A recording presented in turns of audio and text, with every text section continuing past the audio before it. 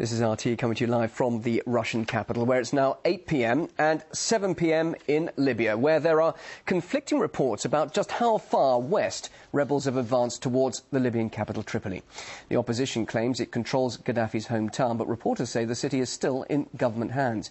Well, let's talk to our correspondents there in Libya. Paula Slier is in Tripoli, and Igor Piskunov is in Benghazi. First to you, Paula. Well, the rebels surely have their sights on the capital now, where you are. How's the city reacting to their latest gains? Well, there certainly is a sense of panic here in the capital city. There's almost a sense of fear that you can touch. The reports are so conflicting, and that is what is making people here so distressed. 1 hour we hear that the rebels are 30 kilometers away from Gaddafi's hometown of Sirte. The next hour we hear that they've been pushed back 100 kilometers. The front line, no doubt, keeps shifting. But in the early hours of this morning, Monday, we actually heard that the rebels were inside Sirte itself. They were never supposed to get this far, and that is why, talking to people here in the Libyan capital, there's a sense of almost amazement that the rebels have advanced this far, and no doubt the threats and the claims by the rebels that their ultimate goal is to reach Tripoli is why some in the capital city are starting to respond by saying there will be a bloodbath.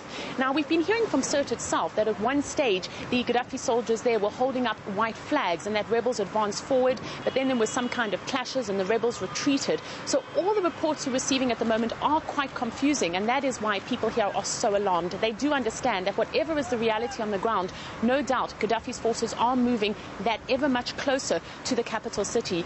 It's also interesting to note how the government has been responding. In the last few hours, they have stepped up their PR efforts. As foreign journalists working here, we're now being invited almost hourly on various tours and excursions to visit cities that are clearly in Gaddafi's hands. And this, of course, is an effort by the government to put across the message into the international community that they are still winning this war.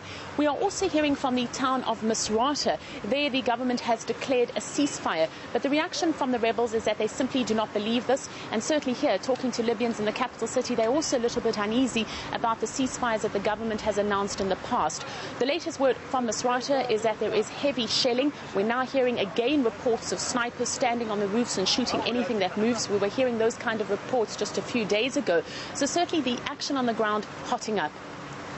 Well, now let's cross east across the country, across the northern coast, and join Igor there. You're in a rebel stronghold in Libya's second largest city, Benghazi. We've heard how tense it is there in Tripoli at the moment. How are people there responding to the advances further west? Well, the situation is quite different from Tripoli here in Benghazi. We are also hearing shots being fired into the air, but these are shots marking celebration and are signs of applause to the opposition, because any news that is received here in Benghazi, or even any speculation about any victories out there on the front by the opposition, that's greeted here with great applause. And with the first rumors of Sirte being taken over by the opposition, that was in the middle of the night. We heard shots fired into the air here in the city, and can still hear it from time to time as, I guess, some of the rebel groups get the news about the military operations going on out there on the front. But I can tell you, as we traveled from the Egyptian border here towards Benghazi, it's pretty clear that this whole part of the country, the east side of Libya,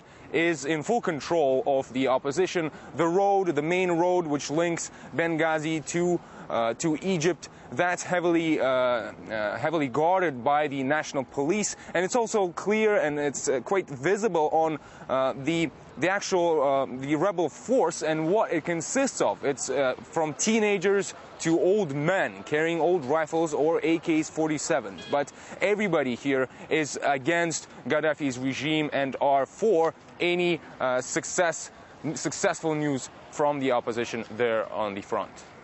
Paula, back to you there in Tripoli. Is there any concrete evidence with regards to the number of civilian casualties that's been reported?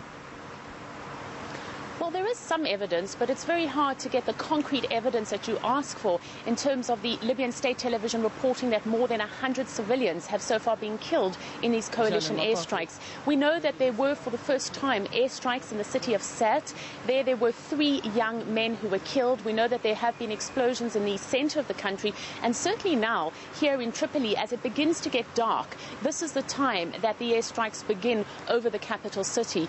A short time ago, the Libyan state television also started broadcasting pictures of Muammar Gaddafi. He is inside a car, he is in his compound, and he is being flanked by supporters. Now, we have no way of verifying when this footage was taken and if indeed he's inside that car, but it certainly gives you a sense of the way the regime is handling the situation at the moment, very much trying to put the message across that they're still in control and that Gaddafi is still the man who is leading this country.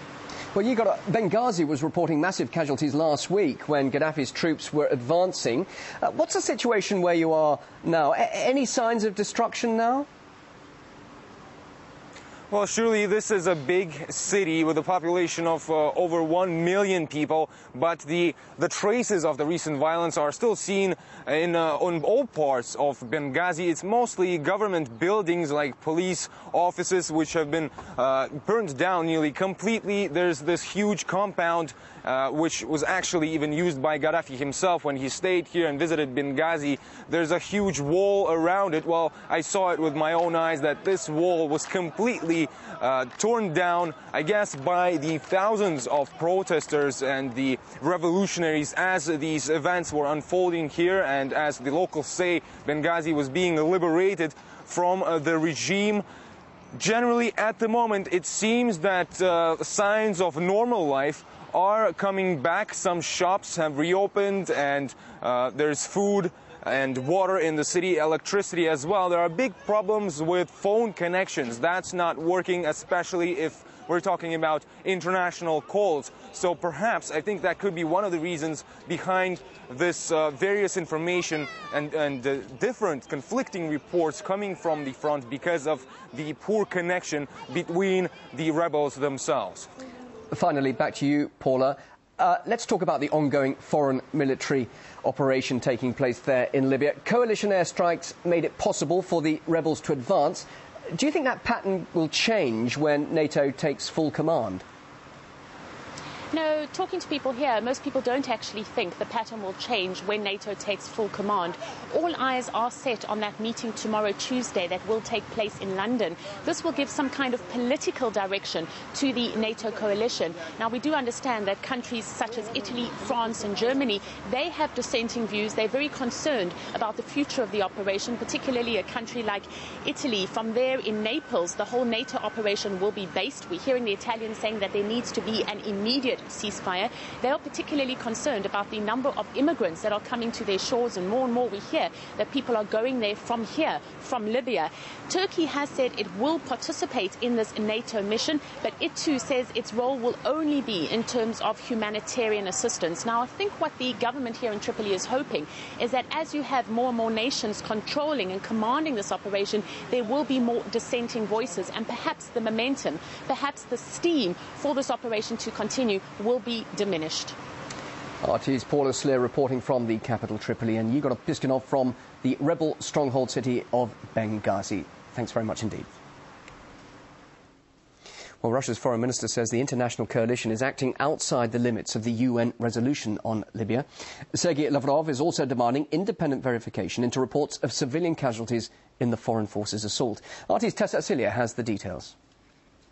From the very start, Russia has been a reluctant participant in what is going on in Libya at the moment. What worries the foreign minister right now in his statement, he says that it appears that coalition forces are taking sides. You know, his worries come amid a NATO statement saying that they will stick to the books and do what is stipulated there, no more, no less. Well, let's look at the UN resolution. It says there that it authorizes all necessary measures to protect civilians. Well, the words all necessary measures could be open to interpretation, but protecting civilians is definitely stated there as the goal. And so what worries the Russian government is that the offensive is going beyond just protecting civilians, that coalition forces taking sides is clearly not stipulated. Well, let's hear more from the Foreign Minister, Sergei Lavrov. The coalition is taking part in a civil war in Libya by targeting Colonel Gaddafi's troops and thus supporting the rebels. This was not sanctioned by the UN resolution, which stated that the coalition can only enforce a no-fly zone and protect the civilian population. We're also concerned about the unconfirmed reports of civilian deaths caused by the airstrikes, and we would like this information to be clarified. The UN has every means to carry this out, and we're expecting this to happen as soon as possible. So again, he's going back to what is stipulated in the UN resolution. Again, when Russia abstained from voting, they clearly stated their position that they are against the use of force on civilians by the Gaddafi regime. However, they did have a lot of questions with regard to the rules of engagement, the limits of engagement. And right now, these are the questions that are coming forward. And again, as the conflict unfolds in Libya, we can see a lot of the countries, especially those that had abstained, to keep looking at the actions versus what is stipulated and had been agreed upon on paper.